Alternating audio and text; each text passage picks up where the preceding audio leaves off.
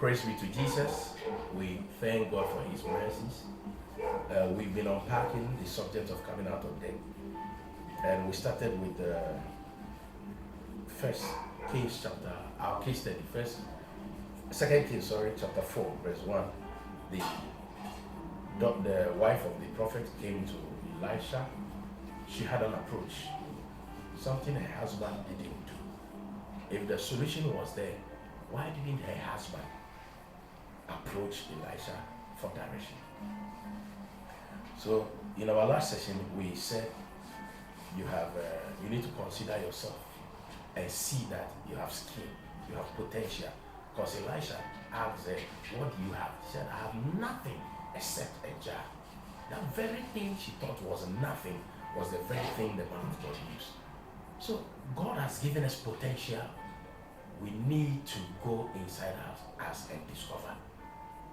And the first thing you need to do, let me just tell you, don't look outside you for a bailout, because you'll be disappointed. The first thing you need to do when you want to come out of debt is to look inside your house. Look inside you. There are vessels, there are abilities, there are potential, skill sets sitting inside you. And you are looking outside for a bailout. I'm encouraging you, because look at what happened. 2 Kings chapter 4, now I continue from verse 5. So she went from Elisha, and shut the door behind her and her sons, who brought the vessels to her, and she poured it out. Now it came to pass, when the vessels were full, that she said to her son, bring me another vessel. And he said to her, there is not another vessel. So the oil ceased. So the potential you carry inside you will never cease. If you don't have nothing to apply it to, it stops there. So there is a depth of potential that we can use perpetually to generate wealth to come out of debt.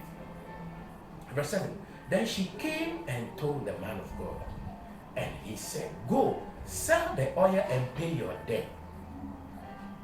So this one is not an economic strategy. It is a spiritual direction. That is why I say, in coming out of debt, make sure you maintain your fear for the Lord.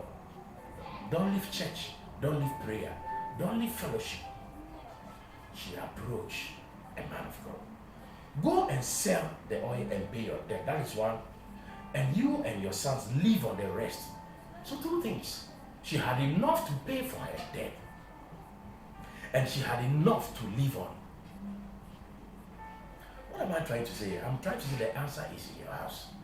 And two, now what she couldn't do, what she didn't know she could do, now she was doing. What was she doing? She had to take responsibility of doing what? Now she had to sell. After the supernatural came in, see, you need the hand of God. What is it about a jar of oil filling several vessels? It is the hand of God blessing it. So when you want to come out of debt, do not discount the supernatural in the process. Glory. Do not discount the hand of God in the process. You need grace. You need anointing. You need the blessings of the Lord. You need the supernatural coming into your case. And I pray for you, as you make effort, I see the heavens open to bless it. And this thing was blessed only when she began to tap the skill inside her. You cannot be lazy. You must be responsible. You must act. You must move, and then God will bless it. And look at, he said, go and sell. This woman didn't know marketing. She didn't know sales. She didn't know inventory. But now she must begin to learn all these things. Why? Because there are some things you thought you couldn't do. But if you have to come out of debt, you need to take some initiatives that are novel. Now she must begin to learn trade. She must begin to learn profit and loss. She must begin to learn marketing. She must begin to learn merchandising. There are things you are sitting on. And the blessings of God will never come for you to come out of debt if you don't. She didn't know how to do all these things. There are new things we are learning because we already have them. I am praying for you. She needed to learn target pricing, target marketing, and all that. You have operated in mediocrity for so long. You need to move. You need to move. You need to move. I'm praying for you. That as you make the effort to come out of debt, God will bless it. And God will cause it to go smooth for you. This is Pastor Edemado. And God bless you.